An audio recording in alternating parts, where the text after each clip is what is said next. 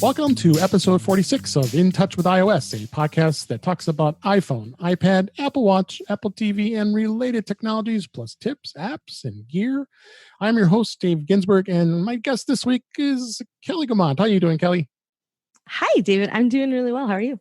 Doing great. I'm glad you're here as a return guest. We appreciate it. Lots of discussion ahead of us here today because Apple has been very active in the. I guess that's probably the easiest, that's the nicest way to say it with this stuff. Sure.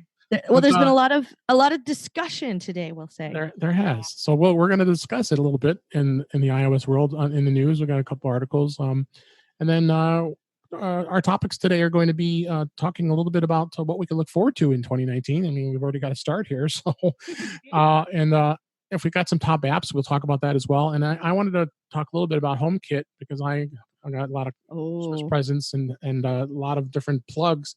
I know you guys have had a sponsor on the Mac Observer of Eve Energy, so I just got one of those, and I've had another one already downstairs. So we're going to talk a little more about what I've experienced so far with the plugs. They're kind of cool, and I'm kind of excited how I've got to set them up. But I want to give them.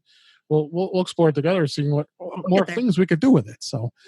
Yes. So before we get into, I have many ideas because I am a very silly person and I have access to a staggering amount of technology to put behind that. And so I have supported silliness in a wide variety of ways. And we'll talk about that a little bit later. Absolutely. That's why we're here, to have some fun, and you guys can enjoy listening to what we talk about here. So before we get into the really meat of the news that happened this week, actually, as we record it, let's talk about iOS 12. It's installed on 78% of devices. That's pretty incredible. I mean, we have a link to his article on Mac Rumors. And only 3.5 months to have that high percent of installs. I'm pretty impressed with that. I don't know what you think. And the thing that really struck me about that number is that it's 78% of all devices from the last 4 years. Right. So the last 4 years would be 10, and then 10 and 8 was 1 year ago. Right. Was when we got those. So 10 and 8 is a year, and then 7 is 2 years. So then 6S is 3 years. So 4 years ago would have been the iPhone 6, right? The 6 and the 6 Plus. And then, the SE is in there somewhere. So from the 6 and higher, that's what's 78%. Here's what was interesting to me, though, is that everything that ran iOS 11 will run iOS 12. And I think the line for that is Touch ID, which means the 5S. And when you add all devices, because it was 78% of all devices from the last 4 years, but it's 75% of all iOS devices. Right. And I'm assuming what they mean is active use, because something has to, phone home in order to get that update and install it. Right. So that to me was the thing that was surprising, was that 3/4 of all of the devices that are out there, like I said, the iPhone 5S, the iPhone SE, presumably there's iPods in the mix somewhere. Use those. Yeah, we use those over at App Camp. So some of those are devices that I am in charge of making sure are updated. So I know there's at least a non-zero number of iPods out there that are doing that. iPads that go back to, I think, the first generation Air, and I'm not sure if it goes back further than that or not for iOS 11. Yeah, I think so on the iPad, I don't remember how far back.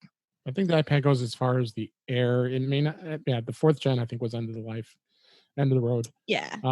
So but like that's so many devices, and that that have been around so long, which I think ties into today's big headline, is that that's a lot of devices that are out there in the world that are still being used, and still being used enough that people are updating to the latest operating system for that device. Yeah. So that's the thing that I think and part of why I think this is so interesting is because of the contrast it has with other mobile operating systems. So, Windows has a lot of weird, mobile but not really sort of operating system parameters. So they don't have it's hard to nail down like a solid number for like mobile Windows 10 for mobile or whatever they call it. Anyway, I think that's all gone now. So right. So, it doesn't really matter. And then there's like all those flavors of Android, and there's, sort of Android on all the Kindle devices that are out there because it's Android, but Amazon forked it so that they can make their own stuff.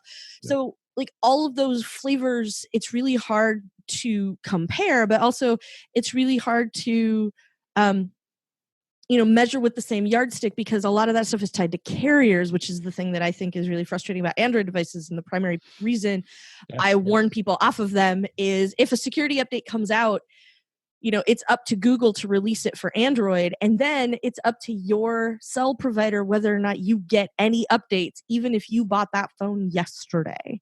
Yeah. And I find that endlessly frustrating because, like, maybe Verizon's really good about updates for a while, but I have a T-Mobile phone, or maybe I have a T-Mobile phone, so they're really awesome about giving me updates, but Sprint, doesn't ever care about an Android update or whatever. And it's too much to juggle. Mm-hmm. And like, even if you are a reasonably technical person, the PETA factor on that is still just so high. There's too much to it, and it's too hard. Yeah, no, I mean, look at all the issues and stuff that we have, when you are able to get all of those updates directly from whoever it was that made your device. Like, even then, sometimes that stuff is really complicated and it's frustrating. So I'm really glad not to have to worry about the actual getting my hands on the update and be able to worry about the nuts and bolts of applying the update and making sure family members of mine are applying updates like they should and all that kind of stuff. So right. I mean, Android, it drives me nuts, and I've talked about that in previous episodes about Android. I just don't like the fact that you can't get the latest operating system unless you have the pure Google, like the Pixel. Mm-hmm. And then I have a Pixel that I use and just to experience it because I have to because of work, but I don't have to. I want to, but Android, a whole other topic by itself. It is, and I want to talk about it. I want to play with it. I want to enjoy it, but they don't really have a decent tablet anymore. No, like there used to be the Nexus 7 that came straight from Google. I had one, and you didn't have to have a contract for it. You didn't have to, subsidize it through 2 years worth of cell service or anything like that. And you could just go buy one, and it was the operating system straight from Google. And then Google stopped doing that, and it makes me really sad because I don't have a good way to get my hands on it otherwise. Yeah, no, it's really hard to get your hands on a reasonable device without a contract. If I just want like an iPod Touch, in an Android flavor, like that's not really a thing. Right. So, well, I mean, the thing is, you can buy the phones. I mean, that's how I purchased it through Google straight, and and then you don't have to have a contract. You just you put the SIM in yourself. So right. And but it was also nice because that tablet was like $150, and that's what I'm saying. That's the problem. I could get my hands on it, and it was done. The phone is a lot higher than yes. that. So, but anyway, yeah, no, I'm always pleased to see that because of just the stability of the operating system. That in itself tells me why I'm proud and happy to be in the iOS ecosystem, and why I do this podcast. It's because of that by itself. Overall, it's a much nicer experience, I think. Yeah. So anyway, let's go to the big elephant in the room that happened this week. And that's the letter. And the article I actually have linked, but I know there was other articles, is the one that says that Tim Cook's comment about the $29 iPhone battery program is the blame for their Q1 iPhone sales drop. I mean, I just found that, there's so much I feel like there's a lot of other stuff going on. And I kind of tiptoed up to the edge of this earlier today when we talked about it on Daily Observations. Yep. And I just realized how name droppy that sounded when I said it out loud. No, you're welcome to do that anytime, that. On my other podcast. So the thing about it that I wonder, though, is, first of all, I think, people are sort of referring to this as peak iPhone. Like, this is what happened. And I think a number of things happened kind of all at the same time. Yep. Like to sort of like started to align. And I think Apple got a good look at it. For example, unit sales, like there was always going to come a point when Apple was going to stop telling us exactly how many iPhones they sold as part of the standard earnings report. We knew that was coming. That was always coming. And how did we know that was coming? Because Apple never told us how many watches they sold. Not one. Like, if they put out a press release that said we sold 11 squillion of them the opening weekend, that's not the same thing as part of the earnings call was we sold this many watches. Right.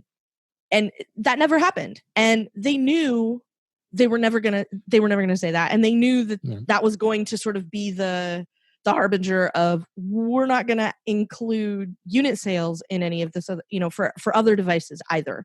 So I'm of the opinion that was a thing that because they saw that coming, that was a thing that was happening. I think another thing that happened was actually something that happened a year ago, and that was the 4-digit price of an iPhone. Right. Because subsidized phones basically aren't a thing anymore. No, that's history. Right. So there's installment plans, which are not the same thing. It's just a separate line item on your bill. I pay $25 a month for my phone or whatever. Same here. Which you can do, and that's fine. Or you can pay for it outright, and that's also fine. But I think mentally, the $1,000 phone becoming a thing last year, we're used to it now. Lots of people bought the tennis match or the 10C. I don't remember what they call the 10 that comes in colors. Because it's wrong. Because it's supposed to be a 10C. Yeah, the 5C. It was the 5C before. Right? And why is it C? It comes in color. Anyway, while we're talking about things that Apple's kind of whiffing on, let's talk about naming the new phones. But like that, the first, a 4-digit price, and number one, which people are paying one way or another, whether, and some people have upped their payment plan, like I can pay X amount a month or whatever, and get a new phone, but I have to pay for it over 3 years instead of over 2 years. Right. So a lot of people, and I think also a lot of people are holding on to phones longer because iOS is reasonably mature. You can do a whole lot with it. And iOS, that's all I got to say. Yes, right? And yes, I understand that Face ID is a different way to unlock your phone, but what it is a different implementation of a way to unlock your phone without having to punch a passcode into your phone in order to be able to get into it. So that was like the fundamental change that came with the 10. Some people don't care. Like I have an iPhone 8. My iPhone 8 has a 12 megapixel camera in it. And a 12 megapixel camera is a pretty great camera. For having with you all the time? Absolutely. I had my first digital camera was like a 7 megapixel camera, and it was not this thin, and it really didn't fit in my pocket. I had a Kodak. Remember the Kodak cameras? Yes, the quick take. Oh, and the quick take. Yes, those were great. But like, I can make a reasonably awesome document scan, with this and do all kinds of other things. Beyond just take a picture. Right. Like from boring stuff all the way up to like, my last trip to Disney World, like 100% of the photos I took with my camera, with my phone. And, like they were able at other points to add other things. The first iPhone came with a camera. The 3GS was when we got video. Right. The 4S, the S stood for Siri. And, we got Touch ID, which was the first evolution in unlocking your phone in a secure fashion. Then we were able to take Touch ID and leverage that into Apple Pay so that now you can buy stuff by bonking your phone on the thing, which I love. And I love even more because I can do it with my watch now. And that's unbelievably exciting to me because there's that brief moment of like, I live in the future. And most of the reason for that is because either the checker or the person behind me in line goes, whoa, and is really impressed.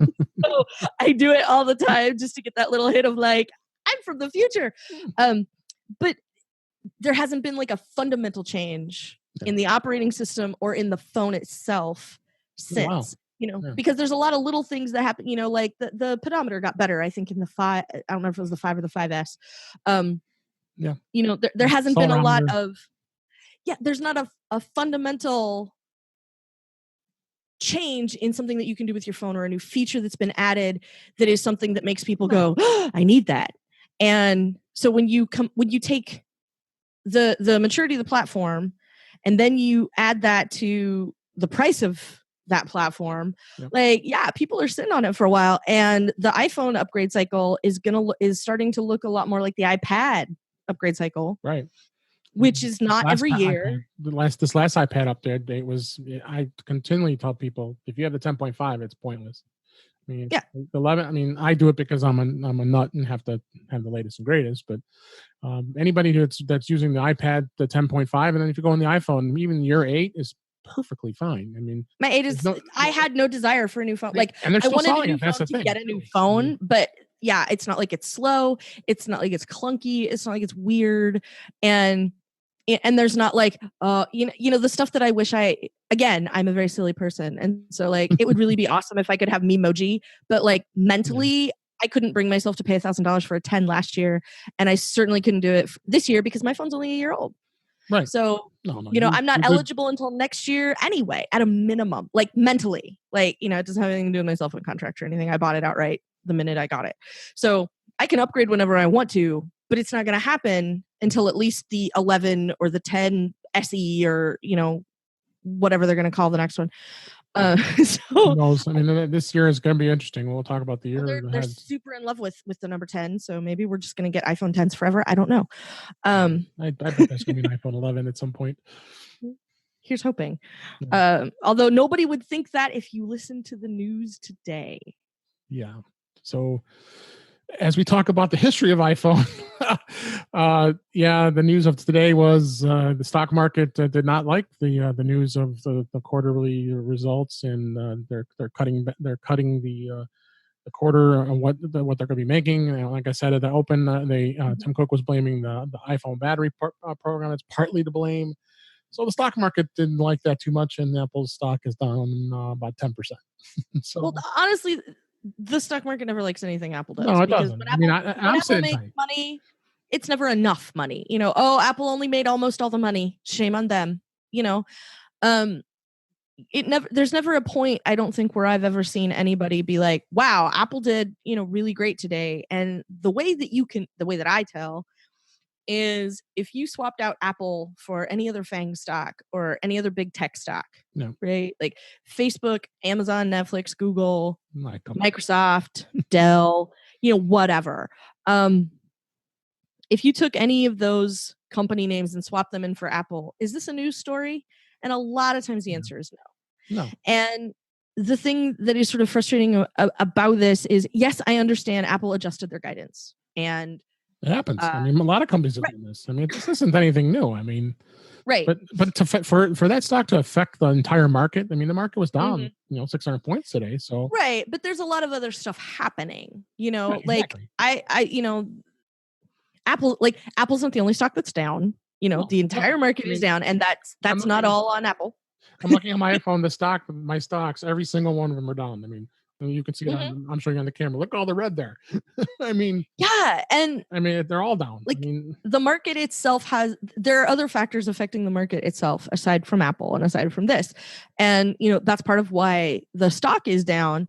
But I felt like it was a little, like, that letter was really long, and it felt like a whole bunch of explaining stuff that maybe didn't need to happen, because it's very easy to just come out with your statement and say, like, we are adjusting our guidance from whatever it was to what it is now, and there you go.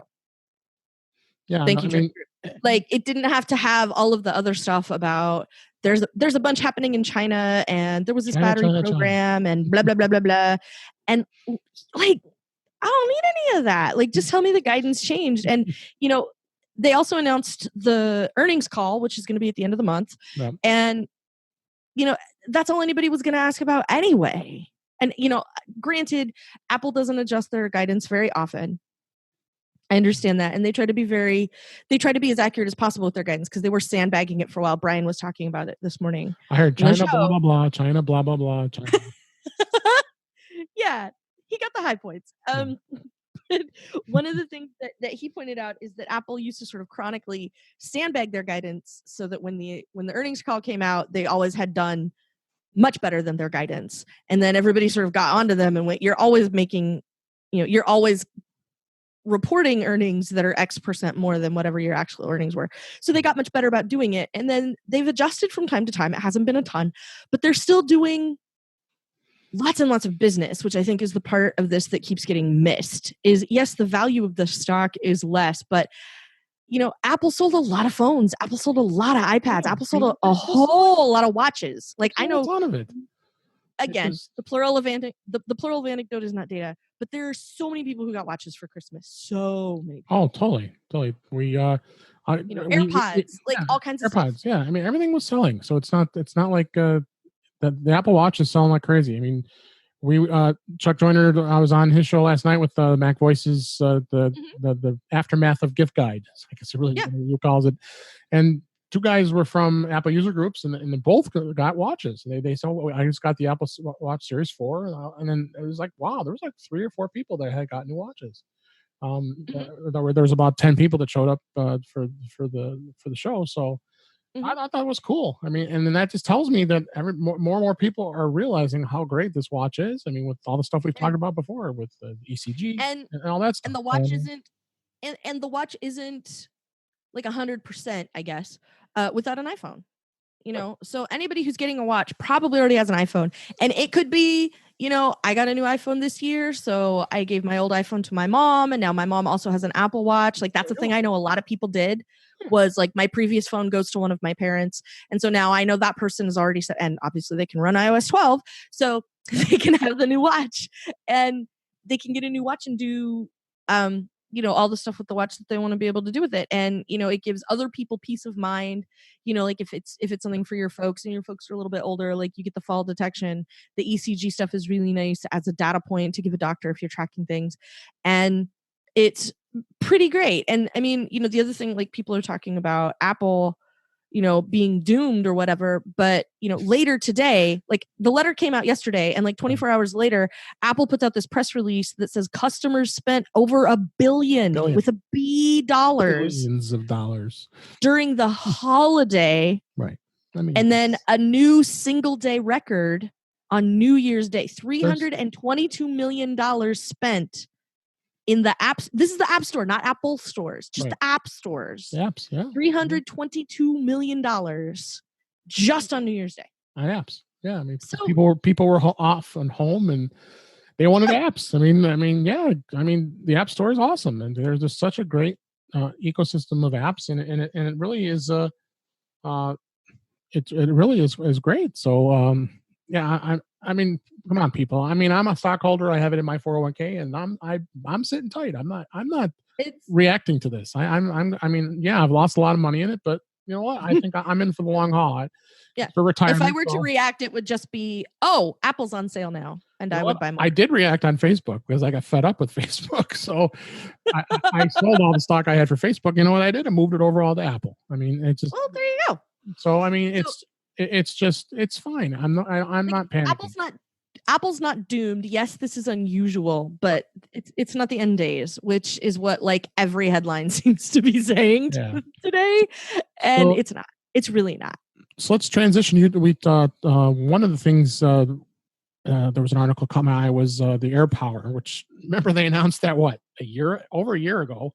More than a year ago. 17, they said it was going to come out in 18, I think. And then 9 to 5 Mac, we have an article on that, and officially misses the 2018 deadline. Apple is very silent on its status. So, and we're all speculating here that it was supposed to come out, and this was September 2017 when Phil Schiller was on stage announcing. Yeah. So it was this event. It was the iPhone 8, iPhone 10 event when they said, oh, and with these new phones that do wireless charging, we're going to offer this majigger so that you can lay your phone and your new watch and your AirPods, if you buy a new AirPod case, on this mat, and everything charges as if by magic. Yeah. Besides the fact that, wireless charging is a hot thing right now. The Qi charging is hot. You can buy, there's so many different devices you buy. I mean, I had on my gift guide. I'm loving the gift I bought myself for when I had it on the gift guide was the clock radio iHome, and I just set my phone down on the little ledge, and it starts charging. iHome has one with Qi charging? It does. Yeah, I'll have to show you that model, and yeah, I need to know more about this. Yeah, it's a Qi charging and clock radio. Basically, it has a clock, and Bluetooth. I've gone through. We're on either the second or third iHome clock radio already, because there was we had the first one that I think was 30 pin, and then we got a lightning one. Put it on the ledge. Yeah. Back up the wall. It starts charging. Ooh, that's nifty. Yeah. We'll like after the show on that one. Yeah, we've had a few iHome devices. I'm a big fan of the clock radio setup that just makes it a piece of cake to get your phone charged overnight. I really enjoy that. So. Absolutely. So I had two topics on the Apple Watch. There was an interesting story today. An Apple Watch actually saved a woman that was trapped in a car. I don't know Wow. if you had a I chance. saw that. This actually was. I linked the Mac Observer, our friends and your friends at the Mac Observer. Andrew wrote the article, the brief article, and Yeah. linked back to the news here, and it basically said she got in some mud or something, and she fell. She was trapped, and she just kept saying, "It's up to my chin," and she had her watch up, and she was able to signal her phone and be able to make a phone call to 911 from her watch. Mm-hmm. And it saved her. I mean, Yeah. I'm hearing so many more stories about this, including the heart rate thing with the ECG. Yeah. That your heart's not working. But I mean, this in itself just tells me what's great about the Apple Watch. I mean, having it on your wrist is great. So I mean, I was on Chuck's show last night, and I decided to go downstairs for a while to chill out after being on podcasting for so long. So I go downstairs and I decided, I want to listen to music. I didn't have my phone up with me, so it was upstairs, up in my bedroom. So I decided, I want to listen to music. I have my AirPods in my ear still, and I just resync the AirPods to my Apple Watch, and I was able to listen to music I wanted to listen to for a bit. And so I mean, and I don't care about the cellular part, because like what she just experienced being hooked to her phone. Yeah. I mean, we all carry our phones, and we talked about that on the show yesterday too. Is the cellular, I think, is just a waste of money, in my opinion. I have yet to find a need for it, and I think it might be because I stopped at the 8 physical size. Like, I don't have a bigger phone than an iPhone 8, which is too big a phone in my estimation, because I have teeny little hands, and then get the as a woman, right? And as a woman who wears women's pants, I'm mad about the pockets, because I haven't been able to fit a phone in my pocket in years, and that's a story for another day. That's a story for another podcast, to be completely honest. I think we get to a side podcast with all these topics you came coming up. And welcome to the David and Kelly Podcast Network. Yeah. So, but the thing about it in particular is that I'm not at the point where it's inconvenient for me to carry my phone around with me. Now, I also don't spend a bunch of time like running with my phone buckled to my arm or anything like that. Like, I have a pocket in my like exercise clothes where I can put my phone and it's all fine. So I don't have to worry about that much. But so I never found a way either. Like, I have a Series 4, it's Wi-Fi only. Same here. I haven't, like you, I just haven't found the value in it. If I were a person who did a lot of running and like distance stuff, maybe, and I don't want it slapping against my arm for 5 miles or 10 miles or whatever. Like, I know people who are runners who do like marathons and things, who are like, and they're like, the cellular in the watch is the best thing that ever happened to me, because they can still get all their same information and everything out of their watch without and leave their phone at home. And that's awesome. And I'm glad for those people. It's just not my use case. I don't think that doesn't mean it's not for anybody. Which is the thing a lot of people do, is go. It's attached to my hip. Yep. Probably my belly. I always have it on me. It's just I'm obsessed. I shouldn't admit to that, but I mean, this thing is with me 24/7 basically. Yeah. And I'm always usually near it. So, but what I find convenient is, like, say I leave my phone on my desk and I go upstairs to fill my water bottle or something, because my office is on a different floor of the house than the kitchen. So I end up in the kitchen a few times a day doing different things. And one of the things that I can do is, I go upstairs and use the last of the whatever. I can turn my arm over and tell my grocery list that I need more of that. Or, I see this is a thing, I'm going to go text somebody about it. I can lift my arm up and send that text and not have to worry about it, even if I don't have my phone on me, which, like I said, again, very small periods of time. Me too. But it's usually, it's a very easy thing to do. And part of that is stuff that we don't see, stuff that's not obvious. It's the continuity and the handoff and all that kind of stuff, making those things possible, because it's so much easier. Right. Because all of this stuff works together as well as it does. Yeah, absolutely. So, but then the one last thing we wanted to talk about is, and you came up with a tip after that. I need to add that into the show notes here. Is I don't know if anybody was aware of this, but I was up for New Year's right at the stroke of midnight when we came to the new year in the Central Time Zone, and it's so cool because you look at your watch and all of a sudden the fireworks are going off, and I have an actual screenshot of when it happened. But you said there's other ways of that it pops up too, right? Well, I did not have my watch on at midnight. Right. But so the next day I had a notification that said Happy New Year, Kelly. And when I tapped on it, it would run fireworks on my screen during that. How'd you get the notification? Just the next morning when I put on my watch, it buzzed me and it said Happy New Year. Oh, it's so it waited because it knew you didn't have the watch on. Yeah, because it was charging. Right. So I ended up with it later. And so like the next morning when I got up and put on my watch, I noticed I had a notification and I tapped my notifications. It said Happy New Year, Kelly. And I tapped on it and it gave me fireworks. So that was pretty nifty. I liked that it was on there. It was fun. Always fun. I had forgotten about it, but then as I was sitting watching the New Year's shows on TV and looking, always checking Twitter and Facebook, and people mentioned it, it's like, oh yeah, oh wait, I mean, I got to make sure I look at my watch. So and I was able to get a screenshot of it. So yeah, and it was cool, and it was one of those things that's like nifty and unexpected. Yeah. And oh hey, isn't that nice? Come on, we're geeks. We love this stuff. What can I say? Yeah. Anyway, that was all of what we had really to talk about in the news. That was a lot all by itself here. We probably could go on for a longer time, but I wanted to hit into a couple topics here today. We talked about the two we're going to talk about is what we think is what 2019 has in store for Apple, and then we'll hit on the HomeKit plugs that I got for Christmas and give a little bit of that. So I think that'll be a good way of filling the rest of the show here. So.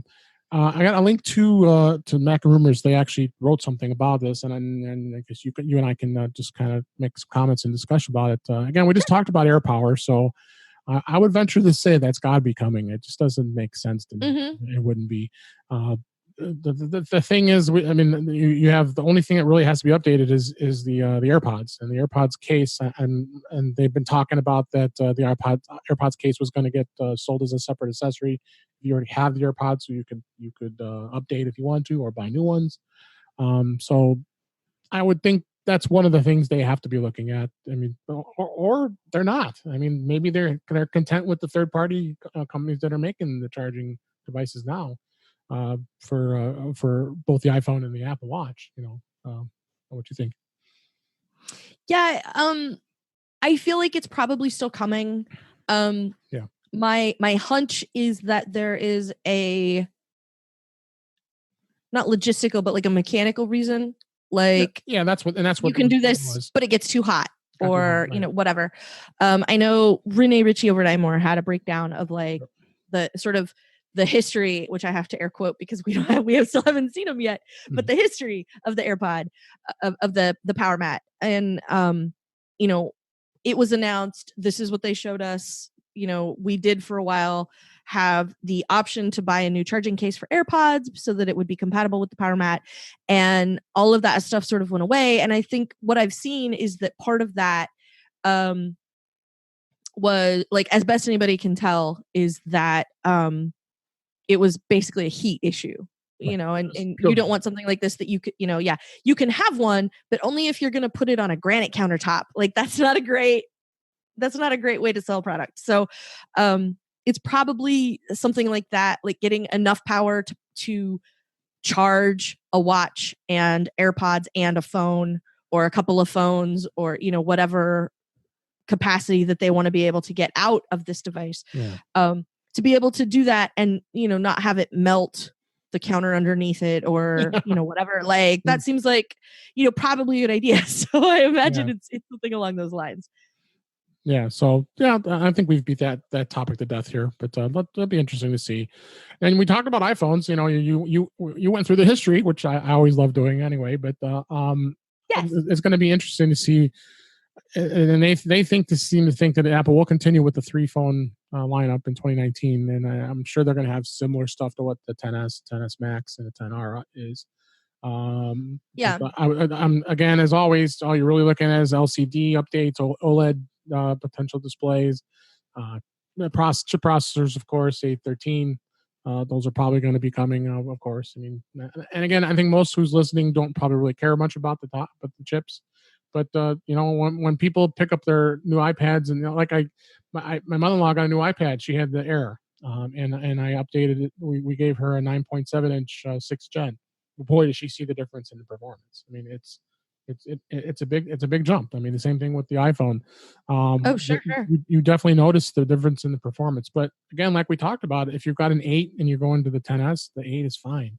I mean, Hmm. there really isn't a huge jump between that chip and the 10s. And the same thing, if anybody who has the 10s, you're not going to want to. I mean, and that's where I think where we're at as far as the upgrades go. But that's something interesting. Of course, the cameras are going crazy and then they're talking about a revamped true depth camera system with a smaller notch. I'm hoping that they do something similar to what they did with the Pixel 3, which is the night photography, which I took a picture with the Pixel 2 and it just blew my mind.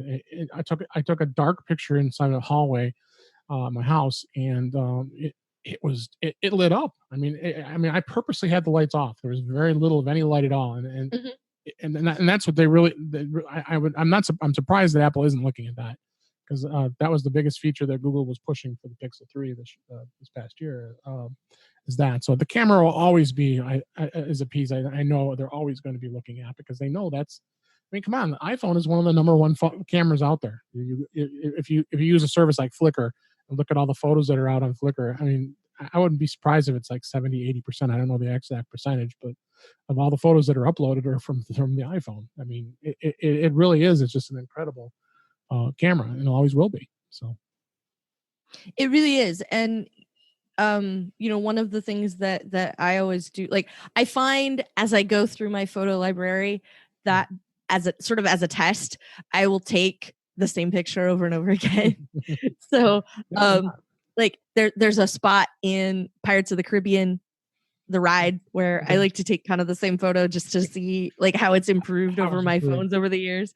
And there's a place out here that has an entertaining neon sign. And so I like to take a picture of that at night with my phone to see what that looks like. And so I've got that from like a 3G and a 4S and a 5S and a 6S and an 8. And like I've got sort of the same picture that I can just sort of, cool. like, here's what it looked like that many years ago, and here's what it looks like with the camera I have now. That's a great idea. I wish I would have done that, because I owned all of them basically. I mean, it's just habit, like for me, because because for me, one of the biggest reasons to upgrade for the most part is that the camera has gotten, at least until very recently, like the difference in the camera between the 7 and the 8 is not a whole lot, but it used to be much more dramatic. And because I was on the S track, I only upgrade every other year. Like, everybody knows this is a 7S. Like, I don't know why the 8 was the thing that they decided to call it, but it's the 7S. And so my 7S camera is very different from what my 6S camera was, from my 5S, from my 4S, and all the way back. So I tend to try to take those pictures. And, one of the things that they always tout when they're talking about the new camera is the low light. So I always am looking for that low light situation, and a neon sign in the nighttime is a really good test. And rides at Disneyland where you're not allowed to have the flash on are a good test. And so I find that I end up taking some of the same shots over and over again, because I want to know how much better it got from last time. And usually the way that I test that, or at least have for a long time, is when I get back from wherever it was I took that picture, because it's never like something in my house. Whenever I get home, I will AirPlay them to the Apple TV and see what that looks like. Okay. And and they get better all the time, and it's been a really interesting exercise to see how some of those have evolved over time. Oh, absolutely. I can go back, and like I said, I mentioned I had a Kodak camera. I mean, it was a DC 3400. It was a big giant brick, and I think it was like a 3 megapixel camera. And I look back at some of the photos I took with that thing, and I loved that camera at the time. And but again, think about, you used to carry around that big giant camera. I mean, I have a DSLR still. I'm still a DSLR user. I haven't really touched I have a Nikon D7000. I haven't touched in probably a bit.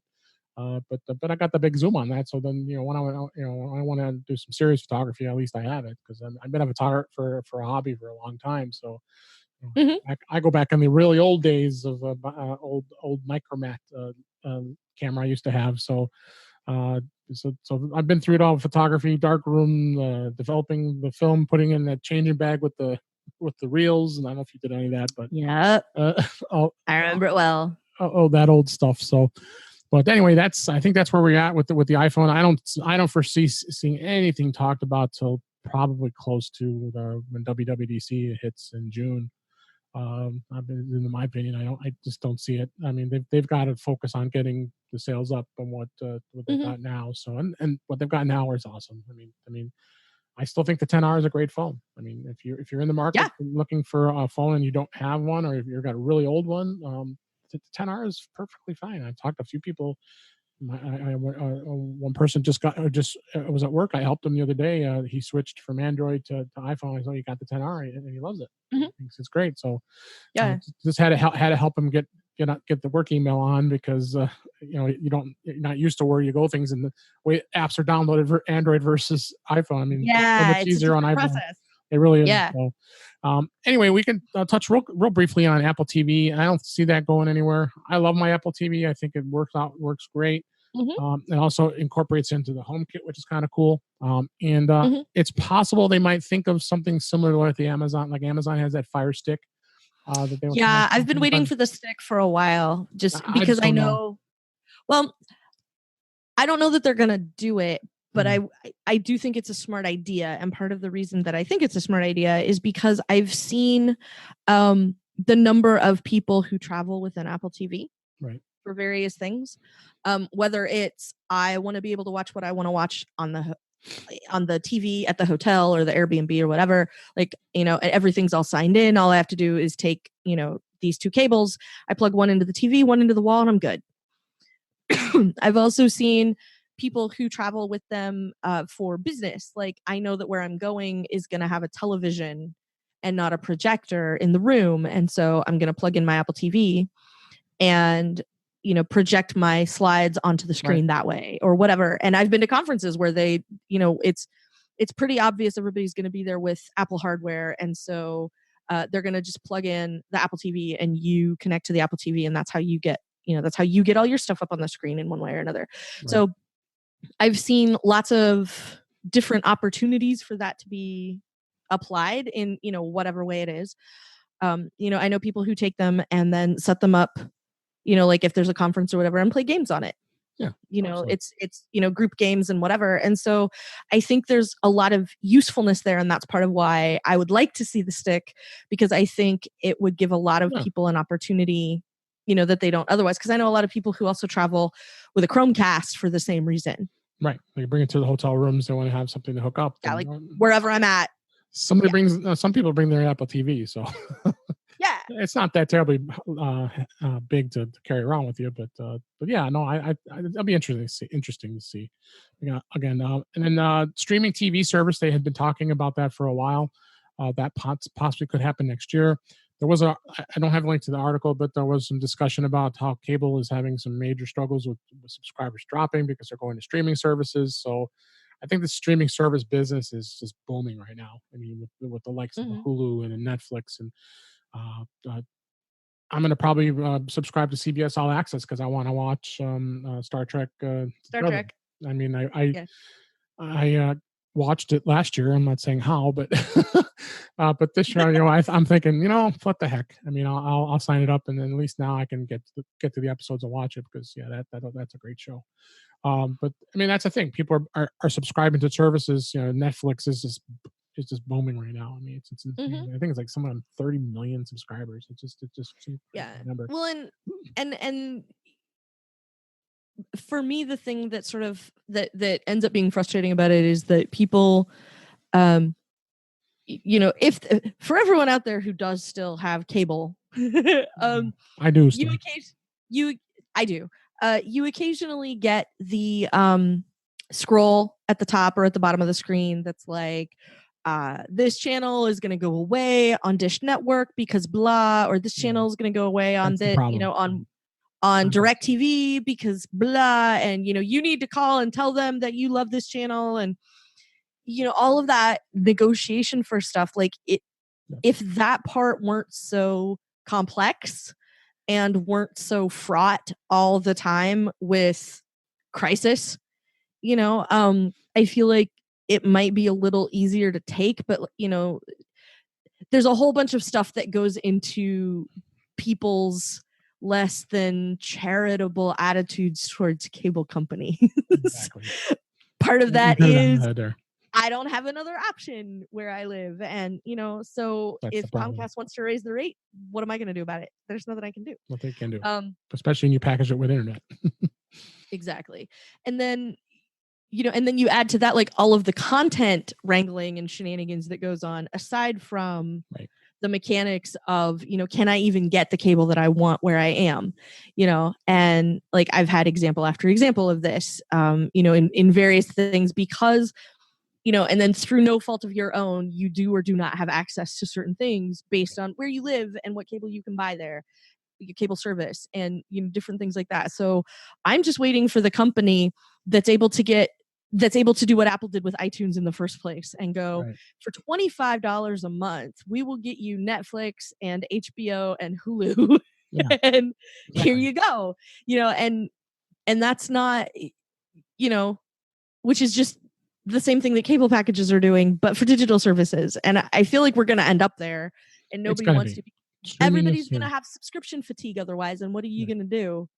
It's going to be hard to avoid. And that's why I think Apple's, it's interesting that Apple wants to dive into this head first here with content. Yeah. I mean, they're producing their own content through. Well, and it's their own content. Like, that's the thing to me that is sort of attention getting, because, we always kind of figured they would get at least a good amount of ABC programming, given the relationship they have with ABC and Disney. Right. So, there's a good chance that it will be very easy to get Star Wars movies on your Apple TV, pretty easily. That was never going to be a question.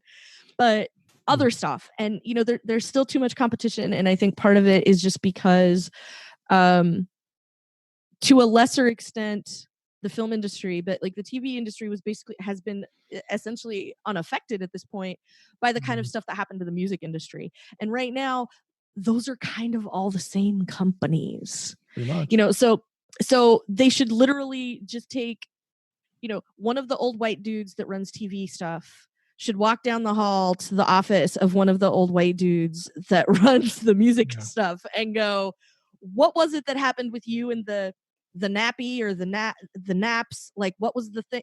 Napster. Okay, yeah, what was the deal with Napster?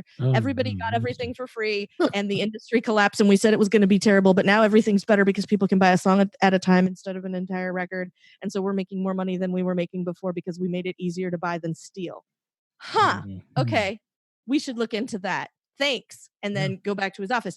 Like, this has happened already in other arenas, and we just need to figure out how to speed it along on the TV side so that we can all get to the point where we're paying for the stuff that we want. Like, that's the reason people are giving up cable in the first place, is because everybody's paying for a bunch of stuff they don't want. Exactly. Well, let's whiz through this. I don't want to be dwelling too much on this. Briefly, I'll talk about the HomePod. And that was great to talk. I really appreciate it. But the HomePod, media consumption. What's next? Got to keep on the iOS directive here. The HomePod, they're saying it's not selling very well. Potentially, they're going to be a low-cost version. I don't know. I bought it for $249 at Christmas time. So I mean, they were selling it $100 less than what it's available. So who knows where that's going to go? HomePod is this kind of a niche market, with especially everything going on with the Amazon with their Echo devices, and so that in itself is Well, I think part of it is sometimes people are thinking about the HomePod in a different way because they're trying to think of it the same as an Echo base, and it's not the same. Right. It's a really awesome speaker that happens to have an assistant built in, which is not the same as the Echo line of hardware, which is we're selling you an assistant that happens to have a speaker so you can hear it, not because it sounds particularly great or anything like that. So it's a nice speaker for people who have not solved that problem already. And they look super cool. I'm one of the people who solved that problem already. So I don't have a really good spot for it. But I will say that they've started displaying them at Costco, at least here. Yep. They have one on display, and I still can't get over how small it is every time I see it. I'm just like, it's so much littler than mentally. One here. And I have one here on the left and right of me. So, like, when I look at it, I'm always like, it's always so much smaller than I assume that it is, and they sound amazing. Oh, and I've got them paired, so they're So they're stereo, and it's super great. And but I think people are trying to compare it to that Echo and going, well, of course it should be cheaper. It's different, but it's not an Echo. Yeah. No, like, different. Yeah, it's, you should be looking at like bookshelf speakers or, that you happen to be able to talk to. That's more the market that this is going to end up, that this is. So let's talk about iPads real quick. They just updated them in October, so I doubt if anything there's going to be any activity with the iPad for a while, at least another year. Well, other than the mini, maybe. It's just that like the new one is super cool. People really like it. Accessories are starting to come out. Yeah. I mean, I was on the show when you got yours and we talked about how awesome it was. Yeah, that was the last time we talked. Last time you were on the show, I should say. We've talked many times. Yes. The last time I was on the show the last time we spoke in an official capacity. I find the new one really interesting. I haven't had a chance to spend a ton of time with it yet. Sure. I do need to give a shout out. I have a friend who is a good enough friend to me that he got one. He picked it up at lunchtime and then we were meeting up after work. And so after work, he let it sit in the box and then opened it. So you could do an unboxing with you. Wow. Later so that I got to see what it was like. And, yeah. And it was pretty great. And then when we were there, I was like, it was hilarious that we both, when we watched the announcement, we were both like, why would you ever want your iPad to charge your phone? That's like, it's nice that they did that, but that's a really ridiculous feature, right? So we're sitting there, we've opened it up, it's got like a 60% charge or whatever, because that's a smart thing Apple does, is make sure you can use all your stuff right out of the box. Right. And we're playing with it and it's super great. And I go to take a picture of something and I'm like, oh, my phone is at 8%. Let me plug it into my battery. I go to plug it into the battery I carry in my purse. My battery's dead. And he goes, hand me the cable. Let's plug it into the iPad. Yeah. And siphoned off some power, and it took like 5 or 10% of the iPad power to charge my phone to like 30%. So I was like, and he happened to have a USB-C to lightning cable, huh? Yes, he bought one because he knew he was going to need it to plug it into like anything else. Of course, I did. So yeah, so it was super great. But so it was just very funny that like the one thing that we were both like, who would ever use that? Unanimously, like we both ended up exactly using that. But it's a super neat device, and one thing that I sort of like about it is that it is unapologetically not the thinnest. They let it have a little bit of heft, and it's got no longer curved edges, and I think it's great. And I'm also excited it's like the size of a normal piece of paper, so it's sort of like fits into places where you would normally carry a piece of paper around with you. Everybody has those mechanisms in the first place, so it's really nice to be able to have that opportunity. It's not way too big because it was because the bigger one was too large. So I'm interested to see where it goes from here as it becomes a more industrial thing, because now one of the things they touted with the new one was all the stuff that you can plug into it, right? And that was never a thing that Apple was real hot on, was people plugging anything into it. Eventually they made like the camera adapter, so that you could transfer pictures from your camera to your iPad. And that was about it. And now they're like, take your iPad, plug it into that 5K monitor. That's awesome. And, that was never their attitude before. So I'm really interested to see what that unlocks. Yeah, they're still limited what you can do. I mean, file transfer is not as easy. I have a USB-C little hub, and it had a NIC card on it, so it was a gigabit NIC. You can plug it into have a wired network for your iPad. I mean, it worked perfectly.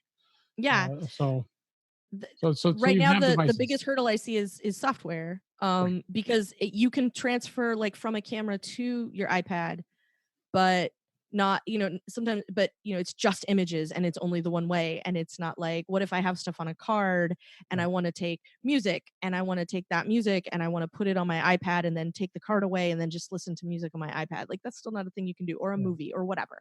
Yeah, exactly. So making that easier, I think the demand for that is going to grow now that you can plug all these other things in and do all this cool stuff with all these accessories that you can buy now that will work with this.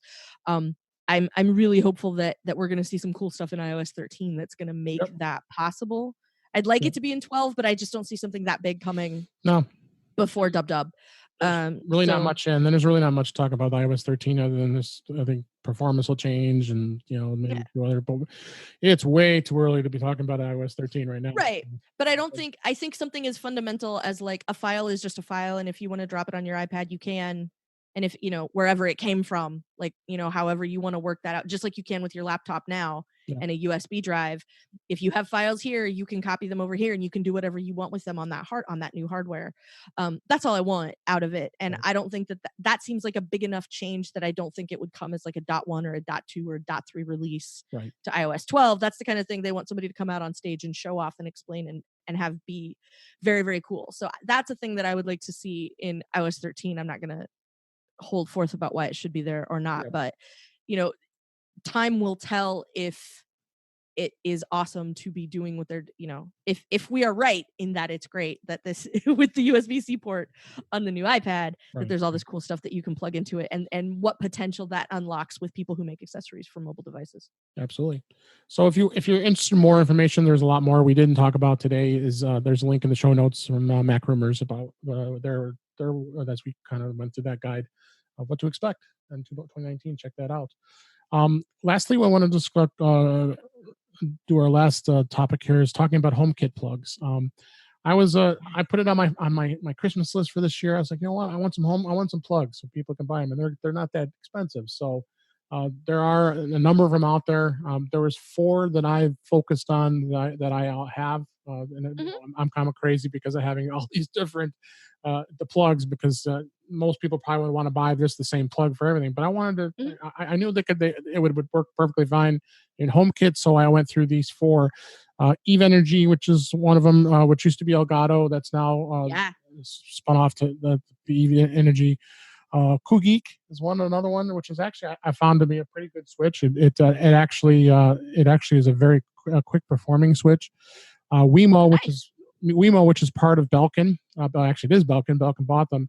Wemo was interesting is the fact that you had plugs that they originally were not compatible to HomeKit, and I found a deal Christmas time, Costco online, and they were selling 2 of them for $30, which is a really good deal. That's a very good deal. And it turned out to be the reason I grabbed them is because their new firmware upgraded them, so it did indeed work with HomeKit. So, and it didn't have anything on the package saying that it had it. So I was like, this is. But then I read online, oh wow, you can upgrade these, and sure enough, yeah, they work great, and interface those. And then the last one I found was a company called iDevice. Which actually the one I have is a side outlet that has a nightlight on it too. So when it turns on, it has a nightlight. So those are the 4 I did.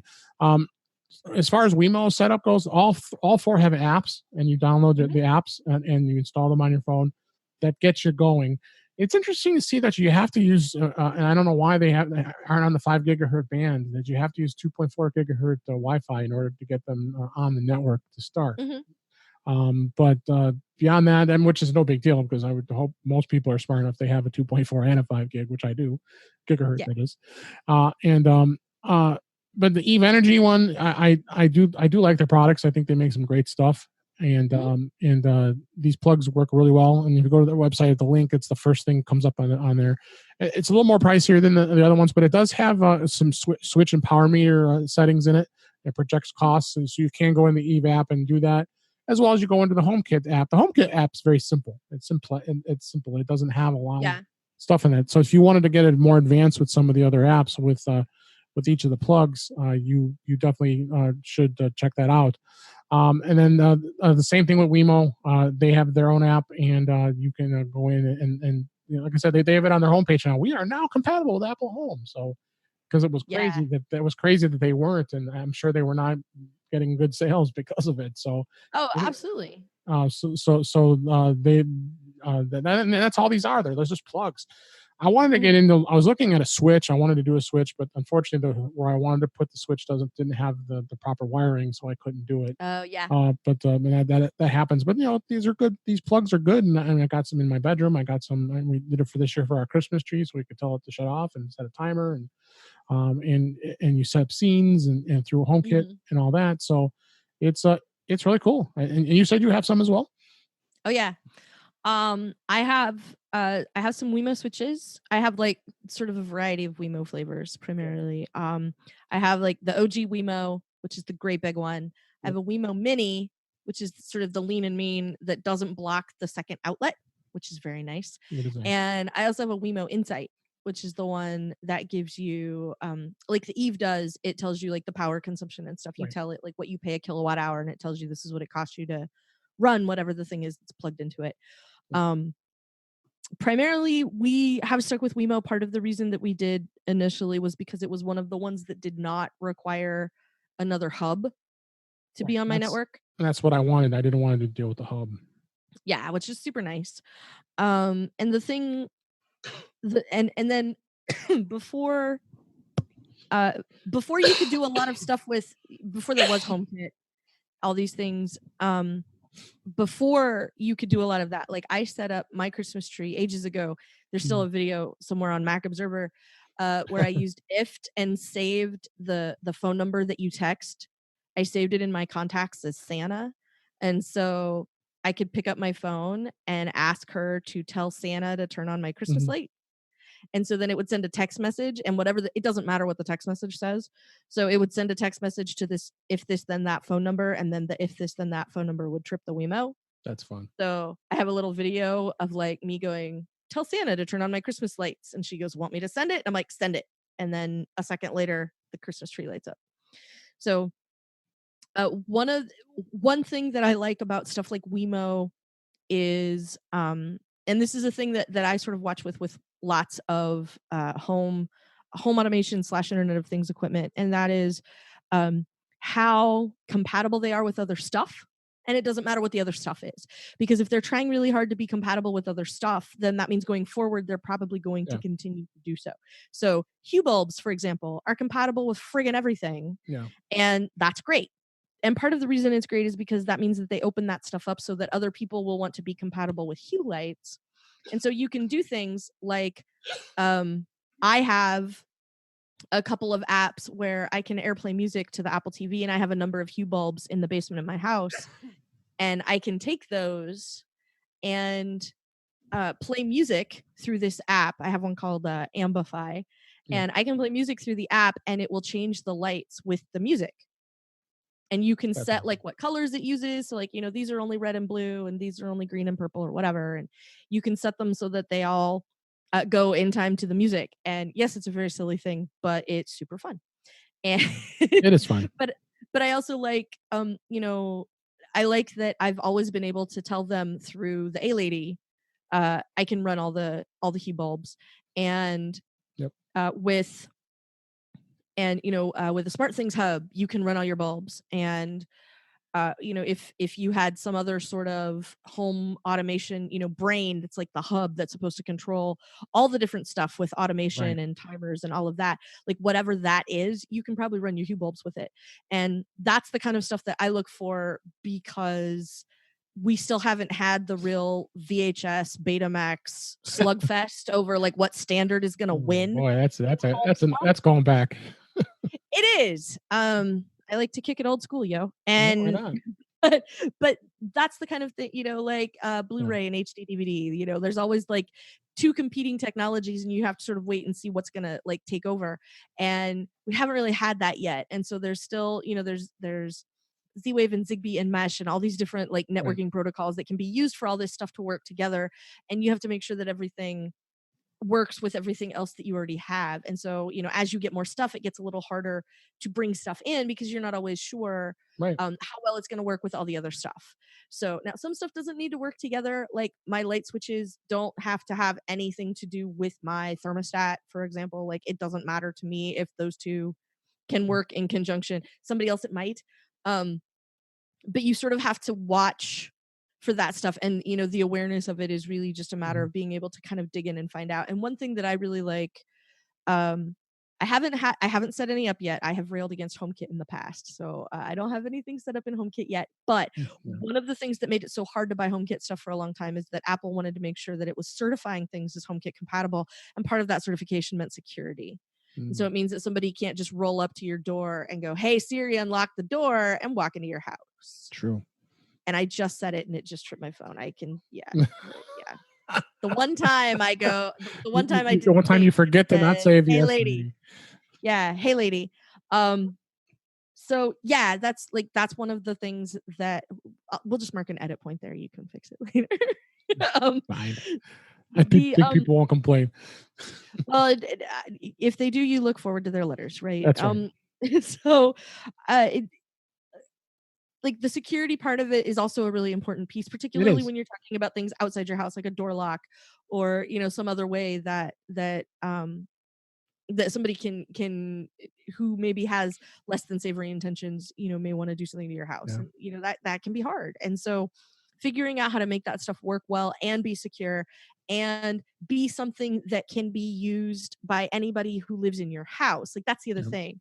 you know um I think everybody kind of has a situation where either they're the, sort of the admin for the IT guy for everything in their house, Right. or they just take it all to the person who is, at my house, it's me. I'm the one that has to make sure like the Harmony remote is set up, and that the Harmony remote runs the lights when you push the movie button, that it makes sure everything gets dimmed. And, I'm the one that has to make sure like when daylight savings time happens, I'm the one that has to make sure the lights go on at the right time and not an hour off from what the right time is supposed to Right. be, and things like that. So it can be it can be hard to have to kind of do that stuff, and it's much nicer when that's not uh, it will be much nicer when that's not the case. And one of the things that HomeKit makes a lot easier is getting those things set up. Absolutely. Well, let's wrap this up because this went long, but I don't mind because you are just such a wealth of knowledge, and we just get we're just so good together here with talking about all the stuff we talked about Yeah. today. As far as any of the HomeKit stuff, this might be another topic of another show, and maybe I'll have you on again, and we'll do a little more with this. So I'm glad I was able just to. All I really wanted to do is dabble in it, do a little bit. I don't have a thermostat or any of that stuff or the bulbs yet, so I thought I wanted to start with the outlets and the plugs, and I think it's a good start for anybody. And I It have really links. is, and I will jump in and say that part of why I recommend doing something like a Wemo switch or Any other I ones? know Amazon has specials on outlets that Yeah, that's that where I do bought them. That's where I game. yeah, that are they usually have a deal like every couple of weeks or so. You'll see a bit of a discount on one that works really well with the A Right. Lady, and it's really nice because it's the install is just you unplug the thing from the wall, you plug in this new outlet, and then you plug the thing into the new outlet, and now you can boss it around with your phone or with your voice or whatever. And so that's all the installation there is. The setup is really minimal from a software perspective, and you don't have to know a lot of stuff or do a bunch of troubleshooting or anything in order to do that. Like I did a home automation show with Chuck Joyner about a year ago, I think, or more. Yep. And that was my recommendation. Like if you want to try it out, go buy a Wemo switch, go home and plug it in. And that's what I did. And plug it into that thing that you always want to use that is very inconvenient to use, and plug that in and have that working for you. And then, see how you feel about it and then go from there. And it gives you a really good way to get your feet wet. And so, this is always a really nice way to do it. Like one of the places I have a Wemo right now is I have a hot water boiler. Just one of those big thing, a dispenser, that sits on the counter, and you push the button and hot water comes out. And it comes on every morning before I get up so that there's hot water waiting for me. Nice. So I can make tea every morning when I come down the stairs. It's just ready to go. And it's like a really small thing, but it's so much better because I don't have to stand around and wait for the water to boil. It's already done. And so now I know it's there and it's hot, and all I have to do is hit the button, and, now I have tea instantly. It's great. And that's what's great about you being able to access this with all your iOS devices, with your iPhone and your iPad. Well, jump into it. So Kelly, tell everybody how they can get a hold of you and where they find you. Well, you can find me on Twitter. You should find me on micro.blog. I am Verso in both places. You can also find me volunteering and talking to people about App Camp for Girls at appcamp4girls.com. We are always looking for donations. So, and we are a registered 501c3. So, I donated. Yay. Yay, thank you so much. And if you are interested, you can always go there and find out about other ways that you can help us as well. We are in the midst of a fundraising drive right now. So one thing that I can tell you is that if you go there and you say that you heard about it from me on In Touch with iOS, I know that you will get something special in the mail. Oh, nice. If you were to donate and your receipt says that this is where you heard about it, then I know that something fun will come to you. And the rest of the time, you can find me over at Mac Observer, Yes. rating about things and Took talking that over every not too morning, long ago. every morning on daily observations, every weekday morning, I should say. Doing a great job. Thank you. And beyond that, I mean, it's a lot. That's pretty full. Yeah, I'm like, there. There's a lot of other stuff, but yeah, those are probably the best ways to track me down. And yeah, that's probably about it. I'll stop All there. right, let's wrap this up. I appreciate you being here. And that's a wrap for this week. Please send us your comments, questions, and suggestions to our email address at feedback@intouchwithios.com. You can follow us on Twitter at intouchwithios. You can also subscribe in your favorite podcatcher. You can also find us on the Apple Podcasts, Google Podcasts, Stitcher Radio, Spotify, and even TuneIn Radio. Or better yet, go to our website, intouchwithios.com, where all the links are there for you to be able to listen to us. I am Dave Ginsburg, and then you can find me on Twitter at DaveG65. Kelly, again, thank you for joining us this week. We had a blast. Thanks so much for having me. All right. Thanks for listening, and stay subscribed.